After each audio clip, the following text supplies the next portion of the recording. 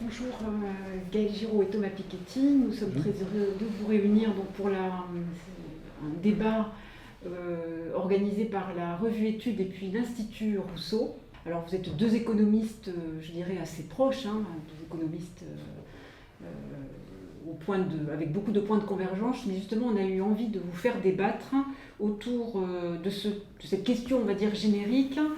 Dans le contexte de menaces de désastre écologique et social, le capitalisme est-il réformable? Et puis, quelles sont vos propositions? Pour vous présenter quand même très brièvement, Gaëlle Giraud, vous êtes économiste et jésuite, vous êtes chercheur au CNRS, vous avez été chef économiste à l'AFD de 2015 à 2019 et maintenant vous partez à Georgetown pour diriger un programme de justice environnementale. Et vous, Thomas Piketty, vous êtes économiste et enseignant-chercheur à l'école d'économie de Paris. Nous avons déjà fait quelques entretiens dans la revue Études, notamment au moment de la sortie de votre ouvrage Capital et idéologie. Le premier thème, ce sera le traitement de la question de la pauvreté et des inégalités sociales, avec chacun votre analyse des causes et vos solutions, vos propositions de solutions. Merci. Sur la première question, la question des inégalités, j'aurais tendance à dire qu'il y a un enjeu qu'il faut absolument identifier, à mon avis qui est très important, qui est celui du lien entre les inégalités à la fois de revenus, de patrimoine, aussi les inégalités sociales, raciales par exemple, des inégalités de genre, et le régime énergétique dans lequel nous vivons. En fait, pour comprendre ça, il faut remonter un tout petit peu au 19e et voir qu'avec la révolution industrielle et la généralisation du charbon, en fait, en Occident invente un nouveau rapport au monde, à l'énergie.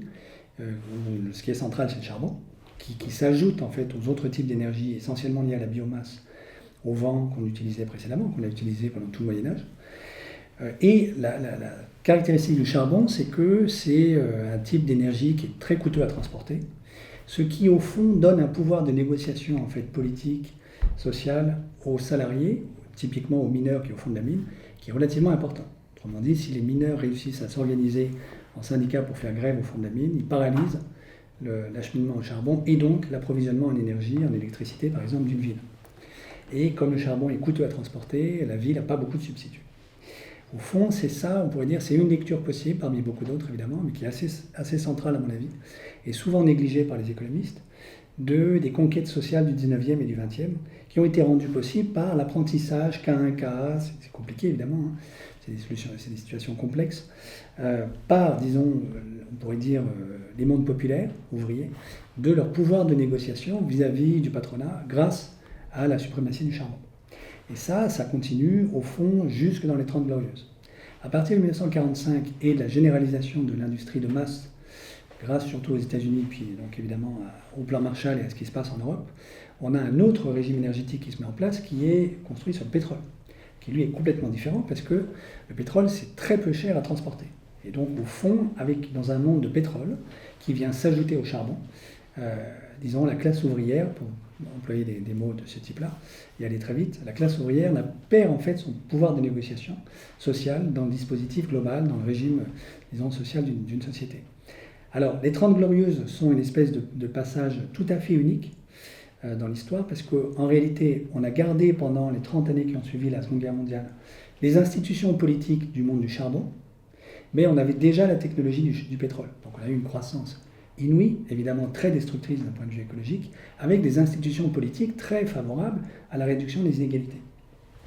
Et puis c'est à partir des années 70-80, à la faveur des révolutions Reagan, Thatcher, etc., puis d'une autre révolution intellectuelle qui a lieu dans les universités, en particulier dans les départements d'économie, avec la reprise du pouvoir, ou la prise du pouvoir en fait, des économistes en gros néoclassiques, qui mettent dehors les keynésiens, que, en réalité, d'une certaine manière, pour dire les choses de manière très rapide, les propriétaires du capital reprennent le pouvoir de négociation qu'ils avaient perdu tout au long du 19e. Et au fond, dans les années 70-80 jusqu'à aujourd'hui, ce qu'on a appelé, à mon avis, trop rapidement le néolibéralisme, c'est en vérité l'idéologie de cette reprise du pouvoir grâce au pétrole.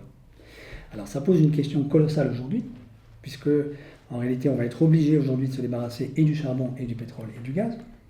d'abandonner ces énergies fossiles pour s'orienter le plus vite possible, compte tenu de l'urgence climatique, vers des sociétés construites sur les énergies renouvelables et peut-être un peu nucléaire. Et donc la question que ça pose à plusieurs milliers de milliards, c'est vers quel type de société allons-nous évoluer? C'est quoi la démocratie des renouvelables par rapport à la démocratie du charbon ou du pétrole? Et là, à mon avis, il y a deux grandes options. Donc ça, ce que je dis là, c'est plutôt des grandes options d'économie politique. Mais si on veut aller à la racine des inégalités, après on peut discuter des instruments, des outils qu'on peut utiliser, mais à la racine, à mon avis, c'est là, il faut comprendre que en fait, nos sociétés sont en train, qu'à un cas de nouveau, de négocier un nouveau régime d'accès à l'énergie, construit plutôt sur les renouvelables, où ceux qui sont aujourd'hui propriétaires du capital hésitent beaucoup, parce qu'ils se disent, au fond, il y a deux grandes options. Il y a une option qui est celle que beaucoup de militants écolos ont en tête, qui est une société très décentralisée, où en gros on a des petites coopératives comme en Allemagne qui produisent de l'électricité, ou même chacun dans son jardin a une éolienne pour produire de l'électricité. Ça va de pair avec une démocratie participative et avec une société très décentralisée. Mais il y a une alternative qui est au contraire une société très centralisée, hautement capitalistique, avec une alliance publique-privée très puissante et un État autoritaire. Pourquoi est-ce que c'est possible? Parce qu'au fond, la grande différence entre les énergies renouvelables et les énergies fossiles, c'est que les énergies renouvelables ont une part de ce qu'on appelle le CAPEX, donc la part du capital initial, de l'investissement initial, dans le coût de production du kilowattheure, qui est très élevé, beaucoup plus élevé que pour le pétrole, le charbon, le gaz. En gros, les chiffres, c'est 50% de CAPEX pour les renouvelables contre 15-20% pour le charbon et le pétrole. Et c'est également 50% d'ailleurs pour le nucléaire. Pourquoi? Essentiellement parce que le coût d'entretien de la machine, une fois qu'on a fait l'éolienne ou le panneau solaire, est beaucoup plus faible que le coût d'entretien par exemple, d'une mine de charbon. Et donc ça veut dire qu'en fait, paradoxalement, et c'est ça que beaucoup, à mon avis, de militants écolos et d'intellectuels d'ailleurs n'ont pas vu, c'est qu'un monde de renouvelables peut être, en fait, et du point de vue de la logique économique, un monde hautement capitalistique. Donc ça ouvre la porte à cette alternative. Et à mon sens, on est aujourd'hui à la croisée des chemins. La deuxième option, évidemment, peut-être est probablement violemment inégalitaire. En tout cas, ça accommode très bien d'inégalités dans tous les sens. C'est l'option que la Chine est en train de choisir, même si elle investit aussi beaucoup dans le renouvelable. C'est peut-être en fait, à mot couvert, l'option que Macron est en train d'essayer de mettre en œuvre. Un État autoritaire allié au capital privé, qui à un moment ou à un autre va dire aux Parisiens, par exemple, écoutez, si vous voulez de l'électricité à Paris, il faut construire une forêt d'éoliennes. Simplement, c'est nous qui avons le capital, donc c'est nous qui allons décider des conditions dans lesquelles on va vous alimenter en électricité. Voilà. Moi, je dirais que c'est ça à la fois la racine, en tout cas sur les 2 derniers siècles, et l'enjeu d'économie politique. Après, une fois qu'on a dit ça, comment est-ce qu'on lutte contre ça et comment est-ce qu'on favorise la première branche de la bifurcation? Là, il y a plein d'outils. Je dirais il y a certainement un outil fiscal, par exemple la fiscalité du revenu, la fiscalité du patrimoine. Alors, dans ce contexte-là, l'Institut Rousseau va sortir dans les jours qui viennent une note sur l'impôt ABC. Donc l'idée, c'est au fond, il y a une manière très simple de résumer la fiscalité, que ce soit sur le revenu, sur le capital, sur n'importe quoi en fait, ça vaut pour tout, qui est de dire en réalité on peut ramener la totalité de la courbe d'imposition à 3 paramètres très simples. Et on fait cette proposition à l'Institut Rousseau, pourquoi? Parce que tu diras ce que tu en penses, mais notre conviction, c'est que en réalité on n'a pas de débat transparent sur la fiscalité aujourd'hui, c'est très compliqué. Si on va, alors les bistrots sont fermés, donc on ne peut plus avoir de conversation de bistrot, mais si on demande à n'importe quel citoyen, à votre avis, qu'est-ce qui se passe si on fusionne la 2e et la 3e tranche sur votre propre taux d'imposition, voire sur l'imposition de votre voisin, sur la progressivité de l'impôt et sur les recettes fiscales, en fait, personne n'en a la moindre idée. Et même à Bercy, si on pose la question, il faut attendre 3 jours pour avoir une réponse, en n'étant pas sûr qu'elle soit absolument correcte en plus. Bon. Donc l'idée, c'est de dire il faut rendre transparent le débat démocratique sur l'impôt. Et pour ça, on propose l'impôt ABC, avec 3 paramètres. Le premier, c'est c'est en gros le taux d'imposition effectif maximal. C'est combien celui qui a un revenu infini devrait payer en impôt, comme part de son revenu. Aujourd'hui, en fait, si on tient compte de toutes les niches fiscales, il est à 21% en France, l'impôt sur le revenu. En faisant l'hypothèse que je suis un citoyen dont les revenus, à la fois du capital et du travail, sont ceux de la moyenne des Français de mon niveau de revenu. Donc il est très faible. Donc ça veut dire par exemple le débat qu'on a eu avec le Conseil constitutionnel qui s'est cru autorisé à déclarer que 75% du taux marginal maximal c'était confiscatoire et qu'au-delà de 50, en fait, c'était confiscatoire, en fait, ça a masqué la réalité. Attends, 21%, j'ai pas compris. 21% du taux effectif d'imposition sur les revenus, les plus élevés aujourd'hui, si on tient compte de toutes les niches fiscales, et si on fait l'hypothèse que tes revenus se distribuent selon la moyenne de la distribution entre revenus du travail et revenus du capital. Donc si tu n'as que des revenus du capital, c'est encore moins. Si tu n'as que des revenus du travail, c'est un peu plus. Voilà, en fait, c'est très faible. Sur l'impôt sur le revenu, là. Oui, l'impôt sur le revenu, oui, tout à fait. Donc là, il y a un vrai enjeu. En fait, pour caricaturer, à mon avis, là je caricature, mais l'impôt sur le revenu français, il est à 2 tranches aujourd'hui, de facto. Une tranche à 0 et une tranche à 20%. J'exagère, une tranche à 20%. Et entre les deux, il y a une petite marche pour des revenus qui sont compris entre, dès qu'on commence à payer les impôts, 1 400 en gros et 6 000, 7 000 euros par mois, où progressivement on arrive à 20%. Voilà, donc nous on propose de lancer le débat.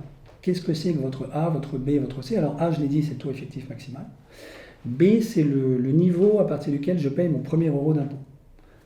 Donc actuellement, de facto, aujourd'hui, c'est 1 400, mais il y a un certain nombre d'avocats, par exemple, de l'option, dès que j'ai 1 euro de revenu, je paye des impôts, de manière que tout le monde soit un citoyen concerné. Bon, ce n'est pas l'option qu'on favorise à l'Institut Rousseau, mais bon, c'est une option possible. Et puis C, c'est une mesure, au fond, de la progressivité de l'impôt et de la contribution, on pourrait dire, des classes moyennes et des revenus élevés à la recette fiscale. Plus C est élevé, plus le poids de l'imposition est proportionnellement davantage porté par les hauts revenus. Donc ça fait juste 3 paramètres, A, B, C. Et notre idée, c'est de dire, en fait, ça, tout le monde peut en discuter. Et ça devrait pouvoir alimenter le débat aussi bien à droite qu'à gauche. Je pense que l'Institut Montaigne est capable de choisir son ABC et de nous dire, nous, on veut un A à 15%, un B à 0 et un C à 0, par exemple. Voilà. Après, la question que ça pose, c'est comment est-ce que ça modifie les recettes fiscales, etc. C'est là qu'il y a un vrai débat sur l'impôt. Et puis je vais te céder la parole. À mon avis, une fois qu'on a... Si on revient un tout petit peu à la perspective que j'ai esquissée au début, qui est... il y a un vrai enjeu d'économie politique sur 2 modèles de société, avec un rapport à l'inégalité complètement différent selon ces 2 modèles, chacun étant lié en fait à un nouveau régime énergétique, qui est sur les renouvelables. Il faut se dire qu'on ne peut pas simplement agir sur la distribution secondaire des revenus. C'est important, mais ça ne suffit pas. Il faut agir sur la distribution primaire, la distribution primaire des revenus.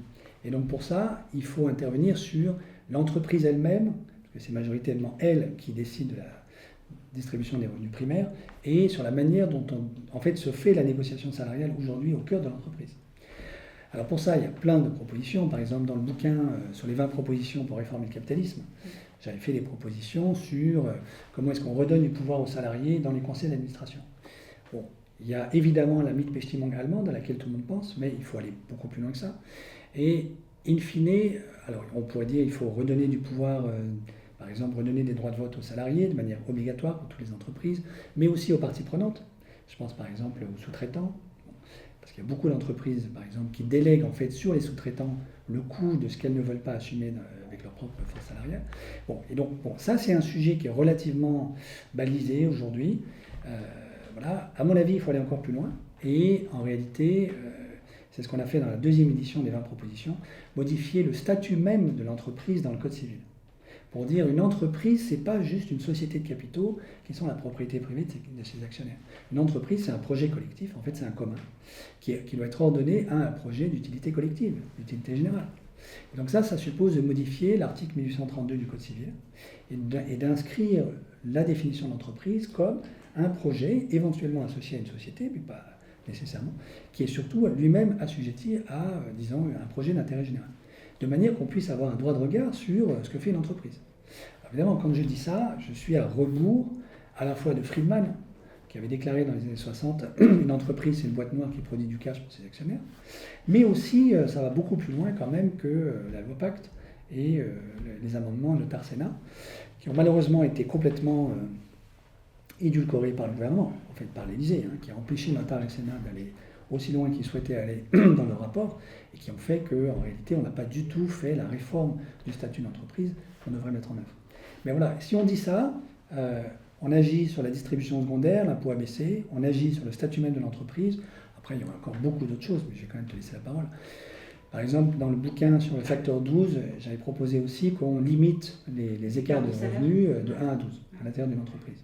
Alors, par exemple, la Suisse a eu une votation là-dessus. Ils ont repris le facteur 12, c'était les jeunesses socialistes suisses. Évidemment, ça a été rejeté par la bonne bourgeoisie suisse de Zurich, bon. Mais ça ne veut pas dire que ce n'était pas une bonne idée. Bon, ma position aujourd'hui, ce serait de dire, on pourrait par exemple conditionner les appels d'offres publics en disant, pour que vous soyez éligible à un appel d'offres public, ben, il faut que vous soyez au carré sur un certain nombre de questions, le nombre d'handicapés par des femmes et des hommes dans les lieux de pouvoir, etc. C'est fondamental. Hein. Mais aussi, par exemple, dans l'échelle des revenus.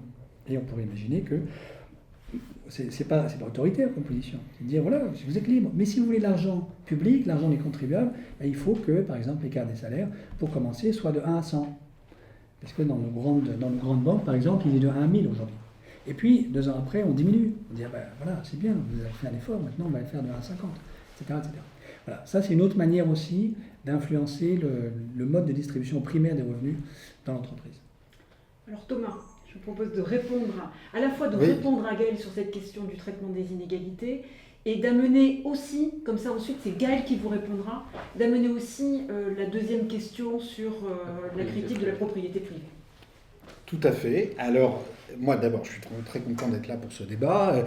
Il y a la question des inégalités, la question de la propriété privée, la question que vous posiez au début, le capitalisme est-il réformable? Et puis Gaël a commencé son intervention sur la question des régimes énergétiques et en reprenant beaucoup des thèses de ce très beau livre Carbone, démocratie de Mitchell, qui est vraiment un très magnifique livre qui effectivement montre le lien très fort qu'il y a entre régime énergétique, capacité de mobilisation sociale, de mobilisation politique, et je pense que c'est un des déterminants très importants de ce qui s'est passé au cours du siècle écoulé et de ce qui va se passer à l'avenir. Si je me place à la question encore plus générale sur le capitalisme, est-il réformable? Moi, ma réponse générale serait de dire, d'abord, on peut dépasser le capitalisme, on peut et on doit dépasser le capitalisme. Moi, j'ai essayé dans mon dernier livre, Capital et idéologie, de développer l'idée d'un modèle de socialisme participatif, décentralisé, fédéral, écologiste, féministe, qui soit très, très différent du socialisme étatique, évidemment, qui s'est développé au cours du XXe siècle, mais qui s'affirme résolument socialiste et qui effectivement propose, avec toutes les limites du projet que je propose, qui est là pour la discussion, mais qui propose un système quand même global de transformation des relations de propriété, et donc des relations de pouvoir, qui se substitue à la logique capitaliste.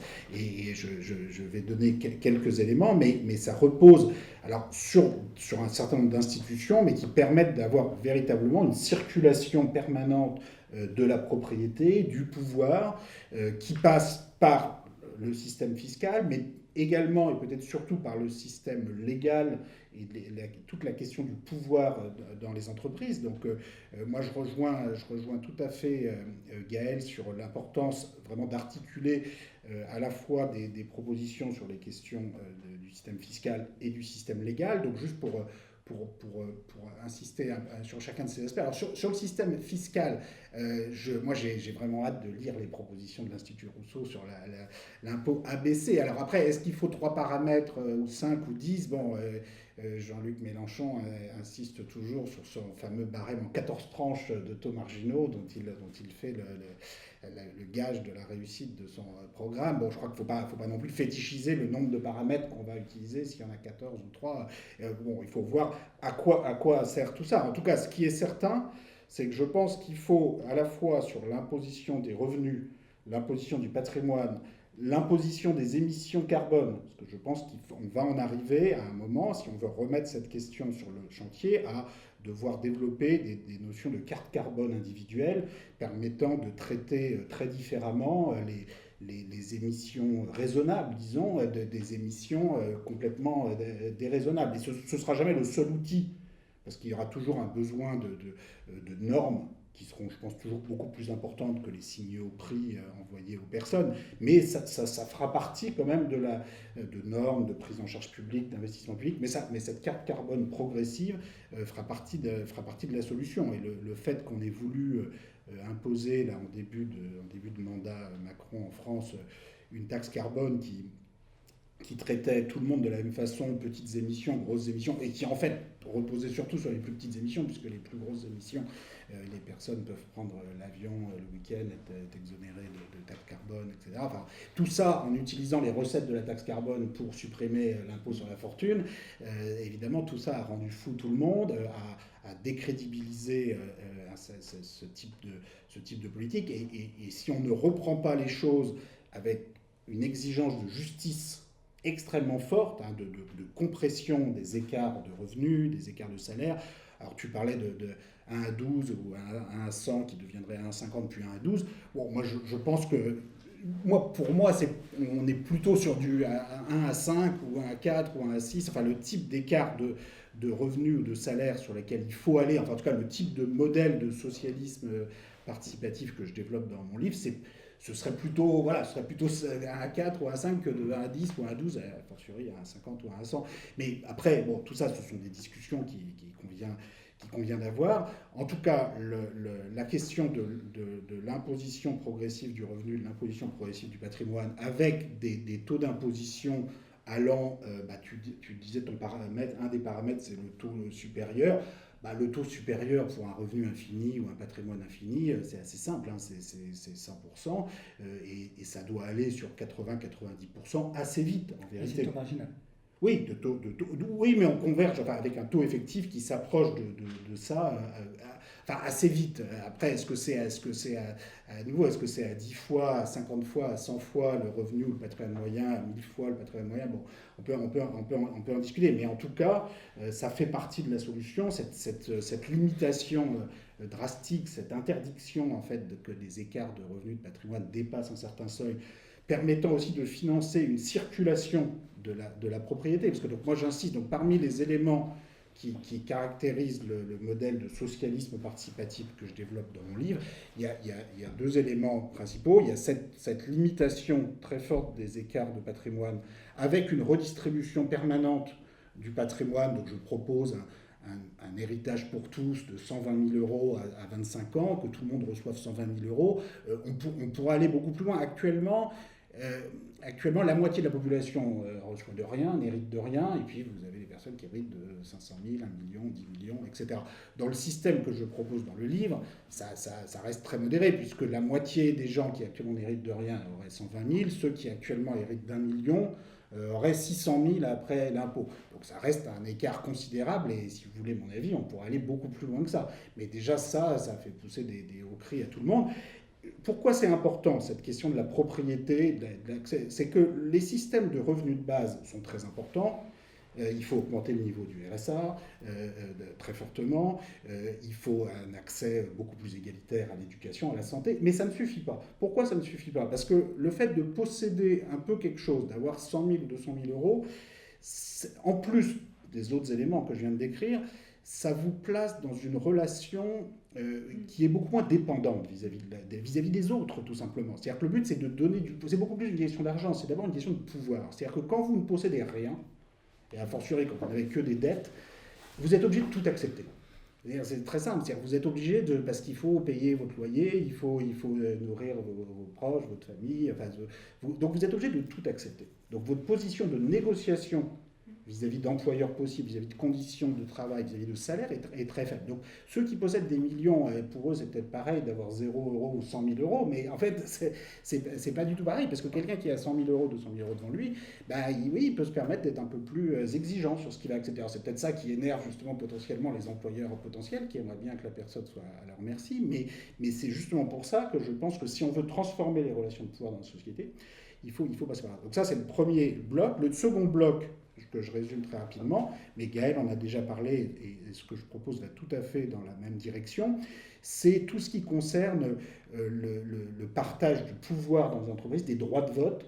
Et là, je pense que c'est important de dire que la propriété privée absolue, même limitée dans son montant, n'est pas un modèle satisfaisant. C'est-à-dire que la propriété doit être sociale, dans le sens où les salariés, en particulier, en tant que partie prenante de l'entreprise et indépendamment de toute participation au capital, doivent avoir un pouvoir réel. Donc il y a le modèle qui a été évoqué par Gaël, qui est en cours en Allemagne, dans certaines mesures en Suède, où vous avez jusqu'à la moitié des droits de vote pour les salariés dans les grandes entreprises. Je pense qu'il faut aller beaucoup plus loin. Donc moi, j'ai fait des propositions en ce sens-là. J'ai dit, d'une part, il faut que ça s'applique à toutes les entreprises, y compris les plus petites entreprises. Et d'autre part, sur la moitié des droits de vote qui resteraient aux actionnaires, je pense qu'il est très important de plafonner la quantité de droits de vote qu'un actionnaire individuel peut avoir. C'est-à-dire, dès que la société prend une certaine importance, plus de 10 salariés, plus de 50 salariés, on peut en discuter, il faut plafonner, je propose de plafonner jusqu'à 10% ou à 5% suivant les variantes, les droits de vote qu'un actionnaire individuel peut avoir dans une société importante. Tout simplement parce que voilà, on a besoin de cette délibération, de cette circulation du pouvoir des décisions, et il faut que ce soit pas seulement dans le système fiscal, mais aussi dans le système légal. Alors après, tout ça, c'est très bien, mais je veux quand même insister sur un dernier point, qui est que quand on pose la question le capitalisme est-il réformable, etc. Moi, l'histoire que je décris dans mon travail de recherche, dans Capital Idéologie, mais aussi dans mes livres précédents, dans le Capital au XXe siècle et dans les hauts revenus en France au XXe siècle, publié en 2001, c'est une histoire où ce type de transformation ne se produit jamais de façon paisible. C'est-à-dire que c'est pas voilà, le suffrage universel, des campagnes électorales, un débat très sympathique pour études, et hop, voilà, tout le monde se met d'accord et il se passe ça. C'est-à-dire que les idées, les discussions sont très importantes. Moi, j'insiste beaucoup dans mon dernier livre sur l'importance des idées, des idéologies, mais en même temps, ce sont quand même dans les crises, dans les rapports de force, que se produisent des transformations de cette nature. Il faut bien voir que, par exemple, sur ce dernier exemple dont Gaël et moi avons parlé, sur un meilleur partage du pouvoir entre les salariés, les parties prenantes, aussi les associations de consommateurs, les collectivités locales, ce sont des batailles considérables qui exigent des transformations non seulement du Code civil, et je suis complètement d'accord avec Gaël là-dessus, mais aussi de la Constitution en vérité. Il faut bien voir que la Constitution française, en l'occurrence, telle qu'elle définit la propriété, en fait, a une vision extrêmement conservatrice de la propriété issue du 19e siècle ou des révolutions de la fin du 18e siècle. Et un pays comme l'Allemagne, qui a institué un certain partage des droits de vote entre les salariés et les actionnaires de façon très incomplète, a dû écrire sa constitution, sa loi fondamentale de 1949, de façon très différente. C'était déjà le cas dans la constitution de Weimar jusqu'à un certain point, c'est-à-dire que la propriété y est définie comme une propriété sociale qui admet différentes parties prenantes, des personnes qui ont un droit d'usage sur le logement, sur les terres, sur le capital. Et donc il n'y a pas que les propriétaires privés. Et donc ça demande, c'est des batailles considérables. Moi je ne suis pas étonné qu'il faille changer la Constitution. Ça arrive tout le temps, les constitutions, elles sont là pour être changées. Mais il faut être conscient quand même des batailles politiques. Enfin, on vit en France toujours dans un système institutionnel où si vous n'avez pas la majorité au Sénat, vous ne pouvez pas changer la Constitution. Donc le serpent se mord la queue très très vite. Et donc, alors c'est pas grave, hein, ça va se régler, mais ça va se régler, il va quand même falloir des crises politiques, des crises climatiques peut-être, des crises sociales, des crises financières. Bon, il y en a eu d'autres dans le passé, hein, donc quand je dis ça, c'est pas du tout pour dire que ça va pas se produire. Mais juste, il faut être conscient du fait que voilà, ça va au-delà de la délibération apaisée et raisonnable qu'on peut avoir, par exemple, aujourd'hui, même si c'est très utile également. Les Gilets jaunes, d'après vous, ça participait de cette... Oui, mais alors, c'est très intéressant comme exemple, les Gilets jaunes. Je pense que le problème, c'est que ça manquait un peu de débouché, justement, politique et institutionnel. Enfin, si, il y avait un débouché qui était très clair, qui était « virez-nous cette taxe carbone ». Ça a été obtenu. Mais c'est un débouché qui est purement négatif, d'une certaine façon. C'est-à-dire supprimer une réforme que vous vouliez mettre en place. Mais en termes de revendications alternatives et de plateformes d'action, malheureusement, le mouvement des Gilets jaunes, peut-être aussi parce qu'il n'était pas structuré autour d'organisations collectives, et je pense qu'on a besoin de structures collectives comme l'Institut Rousseau, comme d'autres des syndicats, des partis qui produisent de la matière donnant des débouchés possibles à ces mobilisations. Juste, je reprends un tout petit peu ce que tu as dit, Thomas. Sur les paramètres, oui, bien sûr, on peut en prendre 12, 15, 3, 4. L'avantage de 3, c'est que c'est pas beaucoup, et que ça facilite la discussion, c'est tout. Sur la question des facteurs 5, je te rejoins assez. L'économie sociale et solidaire vise 5. Et par exemple, la très bonne banque Triodos, que malheureusement le lobby bancaire français a réussi à mettre dehors, hors du territoire français, qui était une banque néerlandaise, une vraie banque écologique, avait un facteur 5 parmi ses salariés, contre 1000 chez BNP Paribas.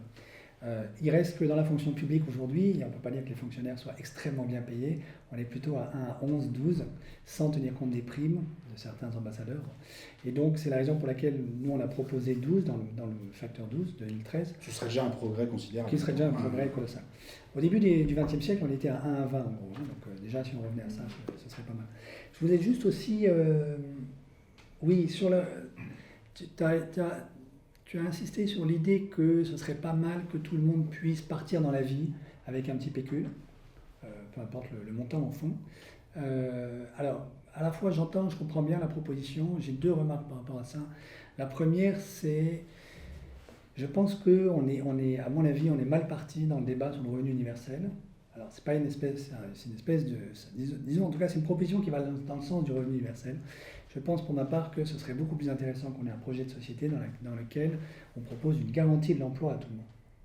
Ça, c'est beaucoup plus intéressant. Ça permet à chacun d'entrer en fait dans le vecteur de socialisation majeur chez nous qui est le travail, plutôt que simplement de donner un pécule pour partir dans la vie. On peut faire les deux. On peut faire les deux, bien sûr. Hein, mais alors évidemment, c'est pas la même philosophie du monde, et puis c'est beaucoup plus difficile d'assurer la garantie de l'emploi, surtout d'assurer une garantie d'emploi vert et qu'ils ne soient pas des bullshit jobs à la Grébeur. Ça, c'est sûr, c'est beaucoup plus difficile que de donner un pécule pour commencer dans la vie. Puis l'autre point, à mon avis, l'autre remarque que je veux faire par rapport à ça, c'est en fait, ça fait quand même, ça va te faire rigoler, mais une société de petits possédants, de petits propriétaires. Alors, il y a, dans le rapport à la propriété privée, il y a un sujet de réflexion, à mon avis. Est-ce qu'on veut une société de petits propriétaires? Ce qui était au fond l'utopie jeffersonienne, en fait, et puis celle de Bush, qui a légitimé les subprimes et qui nous a emmenés dans le mur en 2008. Tu vois? Non, je vais préciser des différences. Oui, bien sûr, mais évidemment, ta proposition n'est pas celle de Bush. Oui. Mais, je veux dire, il y a une réflexion, à mon avis, philosophique de fond à avoir sur cette question-là. Alors moi, je dirais pour ma part, que premièrement, en réalité, alors, par exemple, je disais ça dans Illusion financière, hein, mon petit livre de 2013.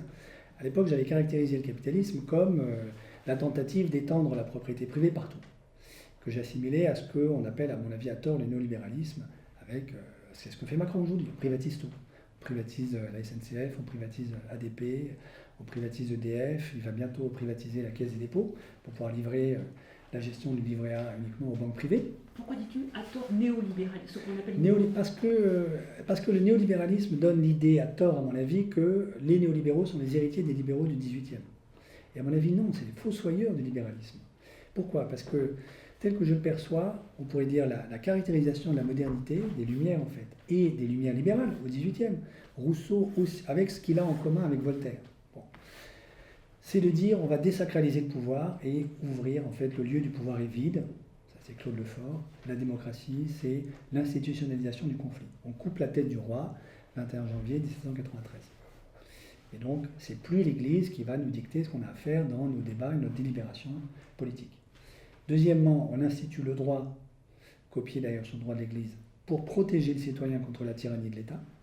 Donc le droit comme protection. Au fond, on pourrait dire, le premier pilier, c'est l'égalité, c'est la liberté. On est libre par rapport à toute tutelle sacrée. Deuxième pilier, l'égalité, le droit, nous sommes tous égaux devant la loi. Troisième pilier, c'est la propriété privée, comme tu l'as rappelé. C'est-à-dire que même les libéraux du XVIIIe pensent quand même que la propriété privée est un droit inaliénable et sacré, dans l'héritage de John Locke, etc. Au fond, on est héritier de ça aujourd'hui, mais ce que font les pseudo-néolibéraux, les Hayek, Friedman et aujourd'hui Macron, c'est pas du tout ça, c'est détruire cet héritage-là, resacraliser le pouvoir en mettant en fait les marchés financiers à la place de Dieu, puisque les États eux-mêmes sont supposés aller mendier auprès des marchés financiers le droit de mettre en place une politique publique et sacrifient leur souveraineté. C'est ce que font les accords bilatéraux du type CETA, TAFTA, etc. Donc la souveraineté de l'État est assujettie au bon vouloir des investisseurs. On a mis les investisseurs et les marchés financiers à la place de Dieu, du Dieu de l'Ancien Régime, en fait. Premièrement. Deuxièmement, le droit, en fait, est complètement tordu pour défendre les intérêts particuliers d'une toute petite oligarchie, et plus du tout pour défendre l'intérêt du citoyen contre la tyrannie. Je veux dire, la nomination de Dupond-Moretti est quand même une caricature de ce point de vue-là. Et puis troisièmement, absolutisation de la propriété privée. Alors c'est là que la tentative de tout privatiser entre en jeu. Et en fait, c'est une subversion de l'héritage de la modernité. À mon sens, le renouveau de la proposition de l'utopie moderne, c'est on rétablit la désacralisation du pouvoir. Par exemple, on régule la finance, c'est absolument indispensable. Par exemple, on sépare les banques, etc. Deuxièmement, on rétablit l'état de droit, qui est complètement bafoué, à commencer par le gouvernement lui-même, aujourd'hui. Et puis troisièmement, on substitue à la propriété privée et aux biens privés comme, disons, ceux qui seraient en charge d'incarner l'utopie libérale, on les substitue les biens communs. Et donc quelque chose qui a à voir avec une propriété socialisée. Et les post-libéraux, en fait, ceux qu'on appelle à tort les néolibéraux qui sont faits des post-libéraux, font exactement le contraire. Détruisent les communs, ça c'est un vieux combat depuis 6 siècles, assujettissent le droit aux intérêts privés et resacralisent le pouvoir. C'est dans ce sens-là. Alors, quand même, les libéraux classiques du XVIIIe et XIXe siècle, ils étaient aussi colonialistes, esclavagistes, patriarcaux. Alors pas tous, pas Rousseau et pas Condorcet, mais Voltaire, mais non seulement Voltaire, mais Montesquieu, Tocqueville.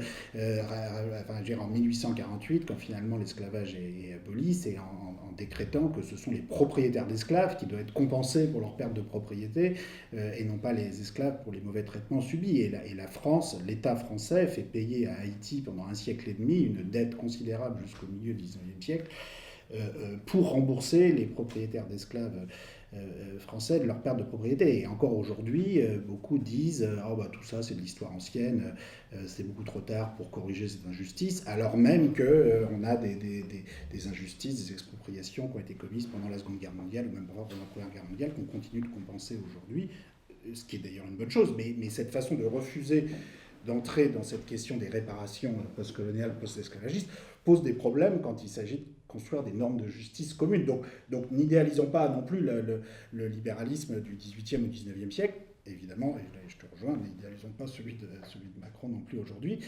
Sur la question quand même de la petite propriété privée, je veux quand même te répondre là-dessus parce que je pense que c'est important. Moi, je suis pour le développement tous azimuts de sociétés coopératives, de communs. La question, c'est est-ce qu'on peut tout organiser de cette façon-là? C'est-à-dire que si on parle des logements, par exemple privés, des dizaines de millions de logements dans lesquels vont se loger les personnes, de micro-entreprises, de petits commerces, de petites échoppes d'artisanat, de petites exploitations agricoles, dont on voudrait par ailleurs qu'elles se développent, comment on fait pour organiser tout ça d'une façon qui soit décentralisée? C'est-à-dire qui ne recrée pas des espèces de grandes structures hiérarchiques dont on va essayer de faire croire que ce n'est pas l'État parce qu'on les appelle autrement, mais sauf qu'à la fin, ça va être des structures qui vont devoir prendre des décisions sur des millions de personnes pour savoir qui a accès à tel logement, à telle échoppe, etc. C'est pas si simple. Et il ne suffit pas de dire, comme certains le disent, moi j'aime par exemple les propositions de Friot de dire voilà, on va avoir des caisses de sécurité sociale qui maintenant vont devenir des caisses d'investissement, des caisses de salaire qui vont prendre toutes ces décisions. C'est une perspective qui peut être intéressante pour la réflexion, mais en attendant la caisse d'investissement ou la caisse de salaire qui va faire passer des examens à toute la population ou qui va décider où habite toute la population, et vont s'incarner comment ces institutions? Qui va avoir le pouvoir dans ces institutions? Enfin, ce sont des questions dont on ne peut pas comme ça faire l'hypothèse qu'elles vont bien se terminer et qu'on va bien les régler. Donc pour moi, la petite propriété privée, effectivement, j'assume dans la vision, en tout cas intermédiaire du socialisme participatif qui est la mienne, qui n'est pas forcément la seule vision possible à long terme. Peut-être qu'à long terme, on aura des caisses collectives comme celle dont parle Friot ou d'autres qui régleront les problèmes. Mais dans la phase que je peux imaginer, je pense que cette petite propriété privée sur des logements, des petites entreprises, fait partie de la solution avec beaucoup d'autres institutions, dont le partage du pouvoir avec les autres salariés, y compris dans des toutes petites entreprises. Donc il ne s'agit pas par rapport au rêve géversonien, qui était par ailleurs propriétaire d'esclaves et qui, lui, s'imaginait des petits propriétaires privés qui posséderaient tous quelques esclaves, c'est un peu différent. Donc, non, je crois que là, il y a vraiment une question très, très importante que tu as soulevée et qui m'est souvent soulevée et sur laquelle je pense que la réflexion sur le socialisme et sur le dépassement du capitalisme doit vraiment se pencher. C'est-à-dire que comment on organise de façon décentralisée le choix des logements, le choix des échoppes, des petites entreprises, si on n'a pas une forme de petite propriété privée qui est soigneusement limitée dans son extension, dans les pouvoirs qu'elle procure, mais qui néanmoins, dans ce cadre-là, on lui reconnaît sa place. Oui, je comprends. Deux choses par rapport à ça. La première, c'est en fait, les communs n'ont pas vocation à se substituer à tout. Disons, on pourrait dire en réalité, il y a 4 grands schèmes politiques. Le privé, le public, c'est l'État, en gros, la bureaucratie d'État, les communs, et le tribal, c'est-à-dire le communautarisme, la mafia italienne, ça c'est du tribal, c'est autre chose. C'est un régime de propriété qui est encore très différent.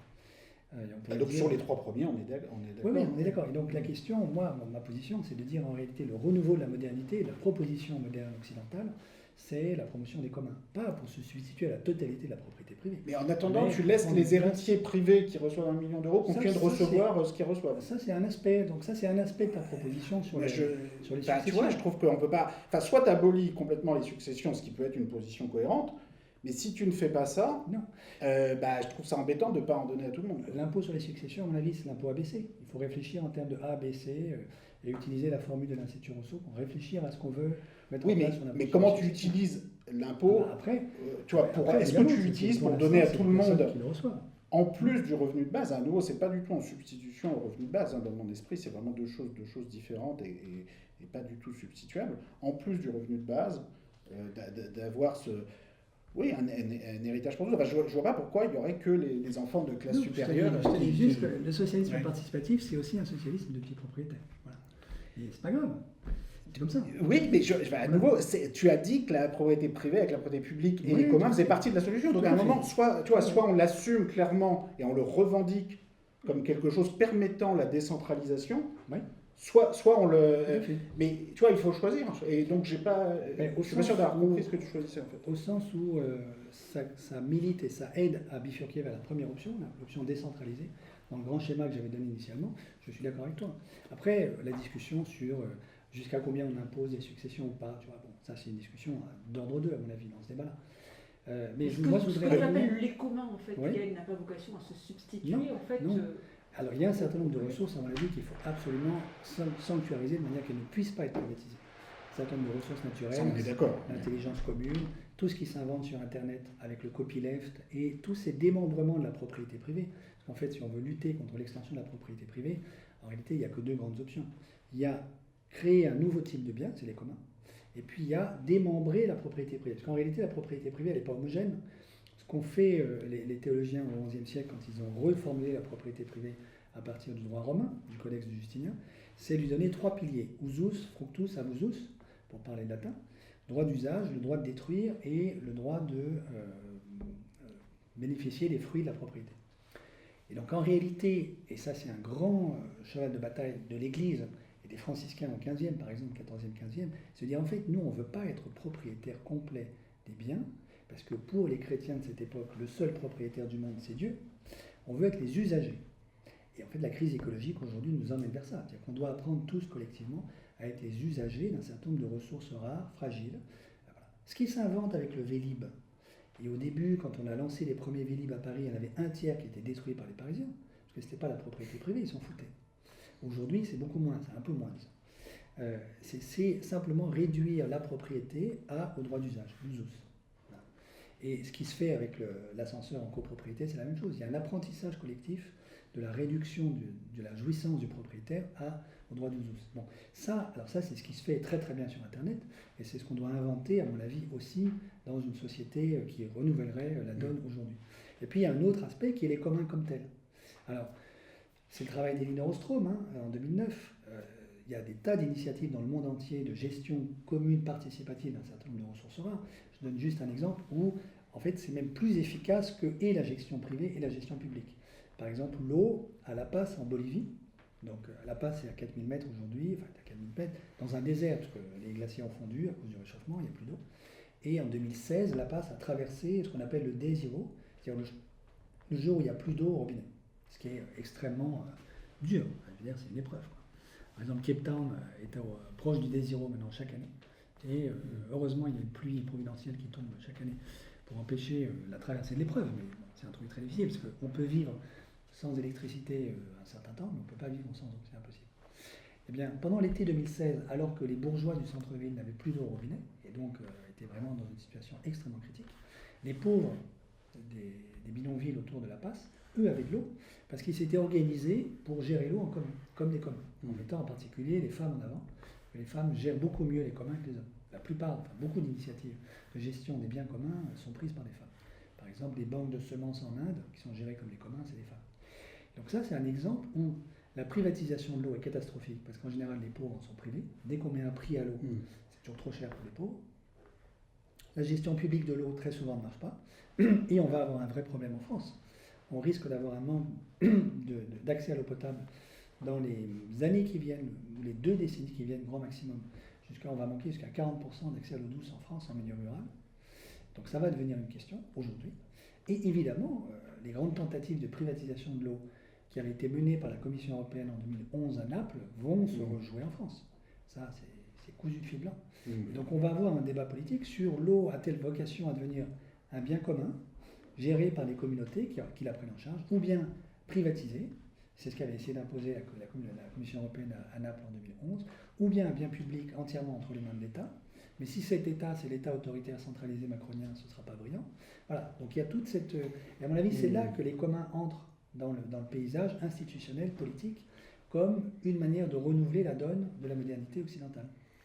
Moi, là-dessus, je veux aussi insister. Moi, je m'inquiète beaucoup du fait que beaucoup d'attaques contre les services publics sont encore à venir. C'est-à-dire qu'il y a beaucoup de décisions qui ont été prises en Europe au cours parfois des 10 ou des 20 dernières années sur le transport ferroviaire, sur l'électricité, sur le gaz, éventuellement sur l'eau, qui malheureusement, dont on n'a pas encore vu tout le potentiel destructeur, et je pense que là, il va y avoir un point de conflit, alors qui peut peut-être déboucher sur des choses positives, mais en tout cas, qui va vraiment créer problème. C'est-à-dire que si on se retrouve dans une situation dans les années qui viennent où les gens en France voient que l'impact de l'Union européenne, c'est de casser la SNCF, de casser EDF, et que par contre on n'est rien capable de faire quand il s'agit de réguler Google ou Facebook, etc. Enfin, les gens vont devenir vraiment... Enfin, voilà, si tout ça c'est juste pour casser des services publics qui fonctionnent, pour laisser des monopoles privés qui accumulent des données personnelles sur nous, qui accumulent parfois des droits de propriété intellectuelle qu'ils ont littéralement volés dans nos bibliothèques. Enfin, et le contraste entre les deux, entre cette démolition de services publics qui fonctionnent et de l'autre, l'incapacité à réguler ce que certains décrivent comme le capitalisme de surveillance, le nouveau féodalisme, enfin, en tout cas l'accumulation complètement indue et disproportionnée de droits de propriété privée totalement injustifiés. Là, on est vraiment face à un point qui va être un point de conflit majeur. Est-ce qu'on peut aborder le dernier point qui est celui de la croissance? Du coup, dans l'idée d'un monde fini, est-ce que l'invention d'un modèle alternatif au système capitaliste actuel passe nécessairement par une remise en cause du principe même de croissance ou pas? Je peux commencer si tu veux. Alors, à mon avis, cette question, il y a une partie, la surface de la question, c'est est-ce que c'est indispensable d'avoir une croissance du PIB? La surface de la réponse, c'est non, ni une décroissance. Au sens où le PIB, de toute façon, est un très mauvais indicateur. Le PIB a été construit dans les années 30 essentiellement pour mesurer l'aptitude de nos voisins à nous faire la guerre, d'où le fait que ce soit un indicateur genré, en vérité. Et ce n'est pas un indicateur du bonheur à vivre des gens, ce n'est pas un indicateur de la réalité économique de ce qui se passe, et encore moins de la réalité en termes d'inégalité écologique, sociale. Tout ça n'est pas capturé par le PIB. Que le PIB augmente ou baisse, en fait, d'une certaine manière, on devrait être indifférent à cette question. Ce qui compte aujourd'hui pour les gens, c'est d'avoir un boulot, un emploi, et un emploi vert qui ait du sens. Voilà. Est-ce que ça augmente le PIB? C'est possible. Peut-être qu'in fine, la reconstruction écologique du pays favorise la croissance du PIB. Mais ce n'est pas l'objectif. En fait, ça, c'est un sous-produit éventuel. Faire la promotion de la décroissance du PIB, ça me semble impossible aussi, par ailleurs, donc je ne suis pas décroissantiste. Pourquoi? Parce que ça, c'est la crise sociale assurée et certainement du chômage pour beaucoup. Et donc, c'est pas ça. En fait, on doit simplement changer de boussole et arrêter de regarder le PIB. La raison pour laquelle on est si omnibulé par le PIB, à mon avis, et ça c'est lié à notre question de ce soir, qui est le dépassement du capitalisme. Parce qu'au fond, on pourrait dire, mais en fait, dans tout ça, c'est quoi le capitalisme et comment est-ce qu'on le dépasse? Donc, on en a parlé, la question de l'extension de la propriété privée. Mon point de vue à moi, c'est que c'est un aspect du problème, mais en réalité, le capitalisme, c'est encore quelque chose de plus précis que ça. C'est au fond les arrangements institutionnels, sociaux, politiques pour capitaliser. Et capitaliser, ça veut dire quoi? C'est prendre une ressource et décréter que c'est du capital, autrement dit que c'est quelque chose qui va rapporter des revenus dans l'avenir, donc que je vais calculer, que je vais actualiser avec un taux d'escompte, et dont je vais dire que la valeur de cette ressource aujourd'hui, c'est la somme actualisée de ses revenus futurs. Avec des débats homériques sur, évidemment, le taux d'escompte, c'est-à-dire combien 1 euro dans 100 ans vaut aujourd'hui. Au fond, ça marche dans un monde où il n'y a pas de propriété privée. Le régime soviétique pouvait très bien faire de l'actualisation. C'est intrinsèquement lié au calcul économique, à l'analyse coût-bénéfice qu'on a dans l'économie néoclassique depuis 70 ans au moins. En fait, le modèle de Ramsey, déjà, c'est ça. Mais ça a ses racines au XIIIe, XIVe siècle, avec les premières lettres de crédit et les premières activités bancaires en Italie, à Venise, à Florence et à Gênes.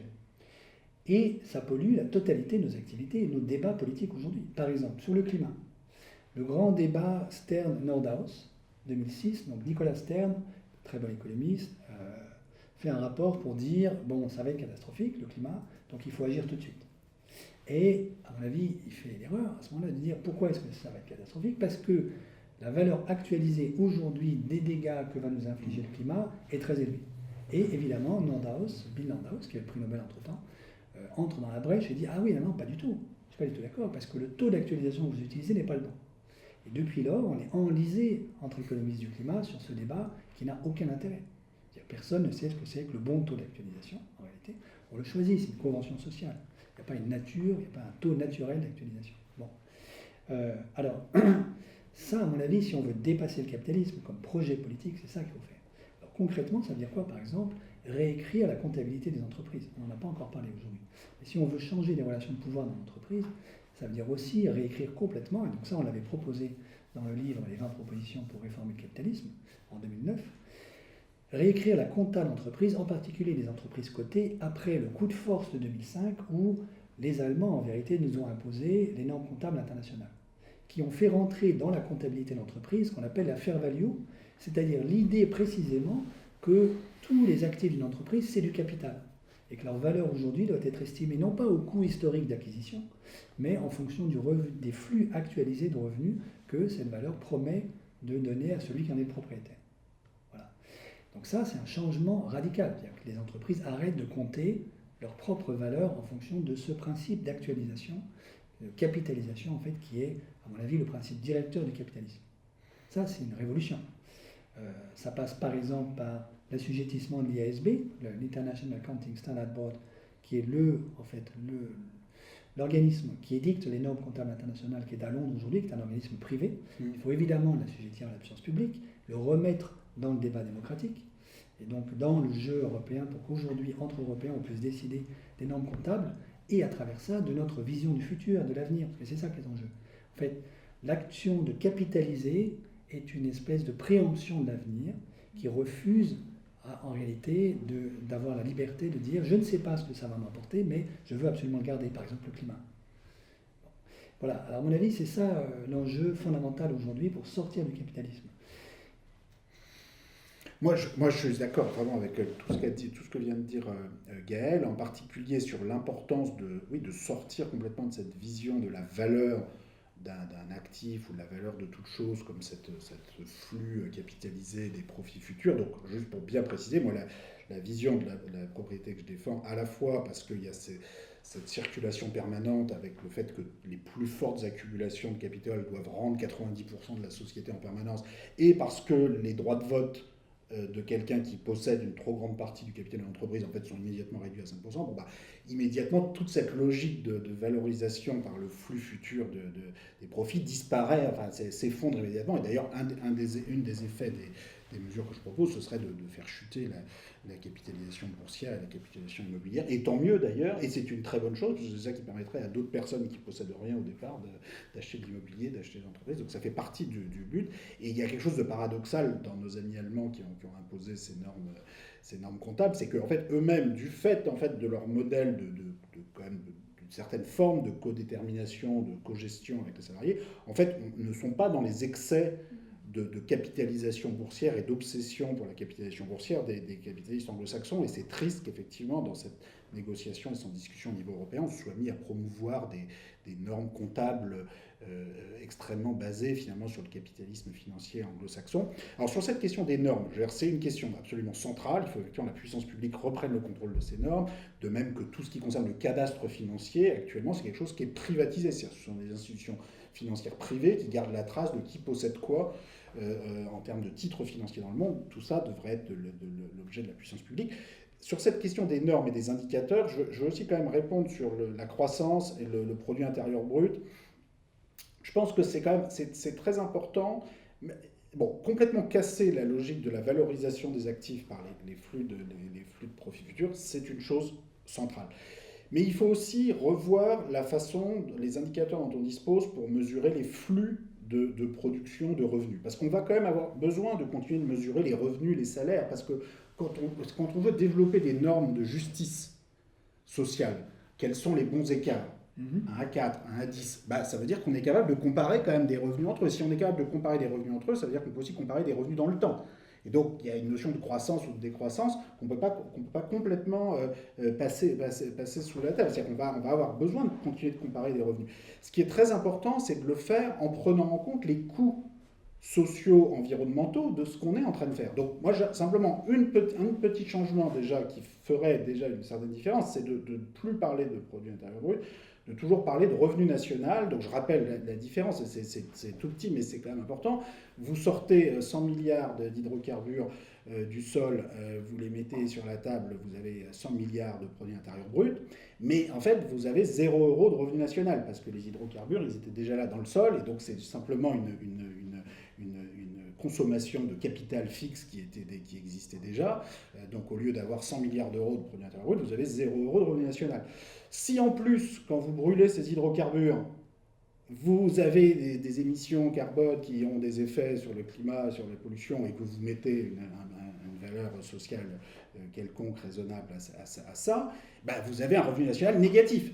Donc sur la même opération économique, vous êtes passé d'un produit intérieur brut positif à un revenu national négatif. Donc au moment de faire des choix collectifs d'investissement au niveau d'un pays, au niveau d'une entreprise aussi, c'est là qu'on rentre sur la comptabilité d'entreprise, mais aussi la comptabilité nationale au niveau des pays, c'est très important de ne pas simplement dire mettons à la poubelle tous les indicateurs, mais d'en proposer d'autres. Parce que même si aucun indicateur unique ne permettra de tout capturer, alors ces exercices de capitalisation jusqu'à la fin du XXIe siècle, du coût du réchauffement en valeur actualisée, je suis complètement d'accord avec toi que c'est un truc, moi je l'enseigne aux étudiants, cette controverse Stern-Dornhaus, pour montrer à quel point c'était stérile et que Stern lui-même s'est emmêlé les pinceaux et finalement c'est fait. Enfin bon, bref, donc, je suis complètement d'accord, aucun indicateur ne va surtout ces indicateurs intertemporels basés sur la capitalisation, ne va régler quoi que ce soit, mais quand même sur les flux de revenus de salaire et pour mesurer la répartition du revenu dans un pays, je pense que c'est important de pas seulement critiquer les indicateurs existants, mais vraiment en construire d'autres. Donc,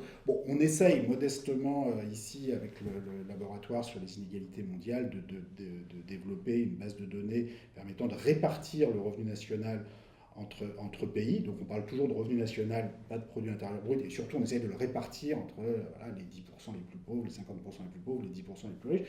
Et déjà, rien que regarder ça, c'est-à-dire regarder l'évolution réelle du revenu moyen des 50% les plus pauvres, mettons, d'un pays, plutôt que la croissance du produit intérieur brut, rien que ça va changer pas mal la vision qu'on se fait de ce qu'a fait tel ou tel gouvernement, ou de ce qu'a fait tel ou tel pays. Juste, moi, je n'ai pas proposé qu'on bazarde de tous les indicateurs. Je sais bien. Non, je t'ai pas attribué ça.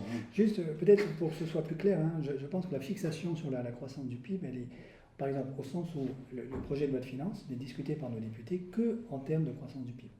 Et ce serait quand même intéressant, alors que le gouvernement a obligation de donner les contreparties en fait, du projet de loi de finances qui est soumis aux députés avec un certain nombre d'autres indicateurs alternatifs. Il ne le fait pas en vérité. Donc c'est ça que moi je dénonce. C'est-à-dire, après qu'on ait besoin de calculer nos revenus, ça c'est certain. Et à mon avis, c'est lié précisément à cette idée de capitalisation. C'est-à-dire que si je veux que le capital rapporte quelque chose demain, et donc un flux de revenus que je pourrais actualiser, je crois, c'est ça l'espèce de croyance, d'acte de foi fondamental des capitalistes, je crois qu'il faut qu'il y ait de la croissance qui va produire ce flux de revenus dont j'ai besoin. Voilà. C'est avec ça qu'il faut rompre. Oui, mais même s'il n'y a plus de revenus du capital du tout, mettons que dans mon système, il n'y a plus de revenus du travail ou presque, que les revenus du capital ne valent plus grand-chose parce qu'on les impose tellement vite, on les fait tourner tellement vite qu'il y a la valeur. il n'y a presque que du revenu direct. Bon, on a quand même besoin de définir le revenu national correspondant Oui, à la ça, production en retirant la consommation de capital fixe qui doit inclure le capital naturel en le valorisant d'une façon D'ailleurs, qui a sens. là-dessus, ça renvoie vers une autre question absolument majeure. Dans la série des réformes comptables qu'il faut mettre en œuvre, c'est la mise en place d'une comptabilité verte, aussi bien au niveau des entreprises qu'au niveau de l'État. C'est-à-dire quelque chose qui mesurerait peu ou prou une dette écologique, et donc aussi des actifs écologiques, aussi bien au niveau des entreprises. Bon, au niveau des entreprises, il y a la proposition de la Banque mondiale d'un côté, et puis de nos deux comptables français, Richard et Rambaud.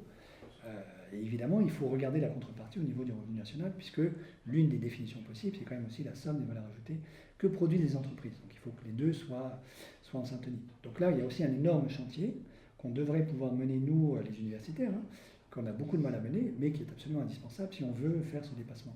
Je ne sais pas si on a encore 2 minutes. Il y a un autre point que je voudrais juste aborder rapidement, parce qu'on n'en a pas parlé du tout. C'est la question des institutions européennes, parce que c'est un sujet en ce moment assez chaud, et donc moi ça m'intéresserait de t'entendre là-dessus, c'est l'annulation des dettes publiques au bilan de la BCE.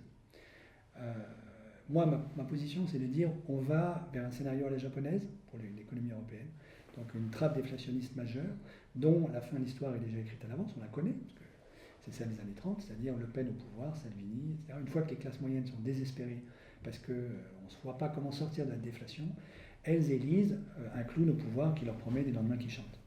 Donc au fond, la responsabilité aujourd'hui des citoyens et des politiques vis-à-vis de la déflation est majeure. Pour sortir de ça, il faut absolument que les États puissent continuer d'investir et de dépenser, puis on en a besoin pour le financement de la reconstruction écologique. Or, on est coincé par la pulsion austéritaire d'un certain nombre de nos amis, et puis du ministre de l'économie et du gouverneur de la Banque de France et du président de la République. Et donc, à mon avis, pour redonner de l'espace et de l'oxygène budgétaire à nos États, il faut annuler les dettes publiques au bilan de la BCE. Ce qui ne coûte rien à personne, ce qui est parfaitement compatible avec la comptabilité de la BCE, et ce qui permettrait en fait de même refonder le projet européen sur un grand plan, un grand Green New Deal, avec les 2200 milliards qu'on se serait donnés à nous-mêmes, en fait, dont on entretient la fiction qu'on se les doit à nous-mêmes, mais ça n'a aucun sens. Et avec ça, on finance une reconstruction écologique. Alors moi je suis complètement d'accord avec ça. C'est-à-dire actuellement donc la BCE a sur son bilan, elle avait 2000 milliards au début de l'année dernière, elle a pratiquement 3000 milliards de dettes publiques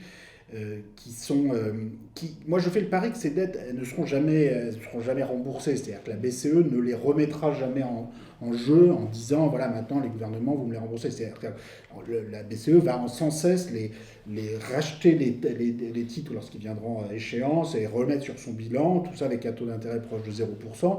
Donc de facto ces titres ne seront pas remboursés. Et je pense que ce serait beaucoup mieux de l'officialiser. Parce que tant que ce n'est pas officialisé, c'est-à-dire tant qu'on n'a pas gravé dans le marbre juridique et politique des traités que cette dette est tout simplement annulée et ne sera jamais remise sur les marchés par la BCE, c'est vrai qu'il y a quand même une épée de Damoclès dont on a vu au moment de la crise grecque de 2015 qu'elle n'était quand même pas purement théorique, c'est-à-dire où la BCE peut rentrer dans le jeu politique si elle n'est pas d'accord avec tel ou tel gouvernement suite à telle ou telle élection pour faire un chantage finalement. Donc ce serait largement préférable d'aller clairement sur cette annulation. Après, à terme, ça suffit pas. C'est-à-dire, je pense qu'on a aussi besoin de mettre explicitement à contribution les patrimoines les plus importants. Et là, je veux rappeler quand même l'importance de revenir sur l'histoire des dettes publiques. C'est-à-dire qu'on a eu dans l'histoire des dettes publiques, notamment après la Seconde Guerre mondiale, considérables, dépassant 200-300% du PIB, et pas seulement pour la Grèce, pour l'Allemagne, pour la France, pour le Japon.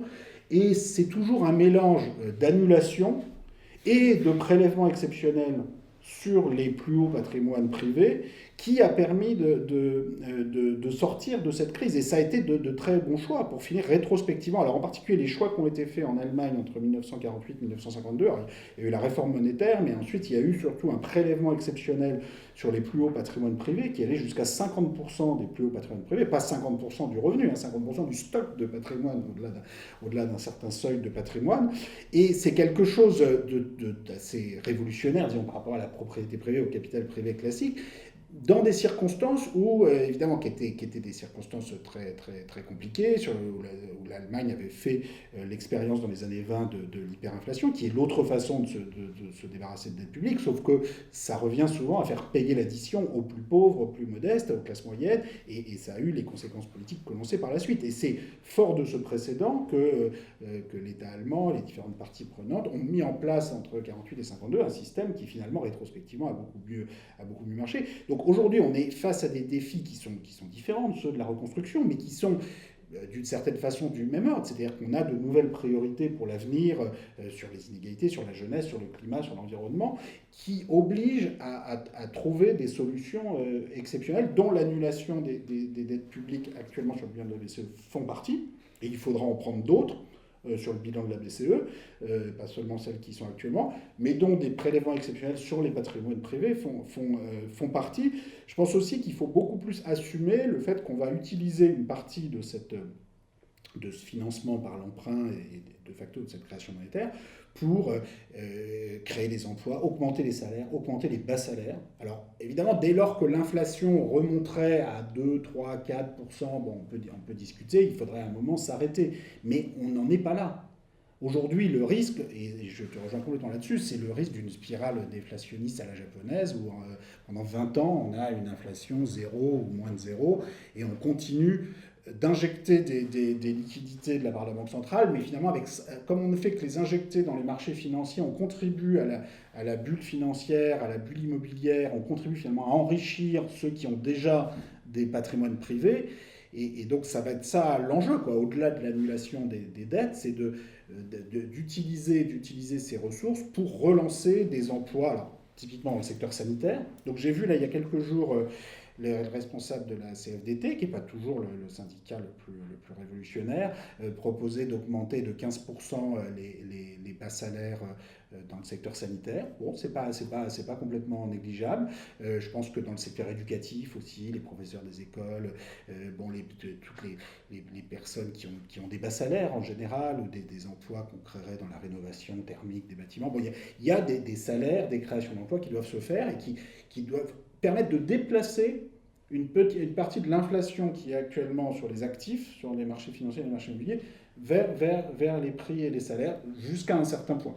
Et puis après, voilà, il y a toujours des limites de ce qu'on peut faire avec la monnaie. Et donc la monnaie doit être utilisée non pas comme une solution miracle à tous les problèmes, mais comme un instrument dans un cadre démocratique, parlementaire, avec une légitimité démocratique, une supervision démocratique par des instances parlementaires européennes, et avec des systèmes de redistribution fiscale, de budget, qui ne peuvent évidemment pas se limiter à la monnaie. Très bien. Merci beaucoup. Merci à toi. À tous les Merci deux. beaucoup. Merci.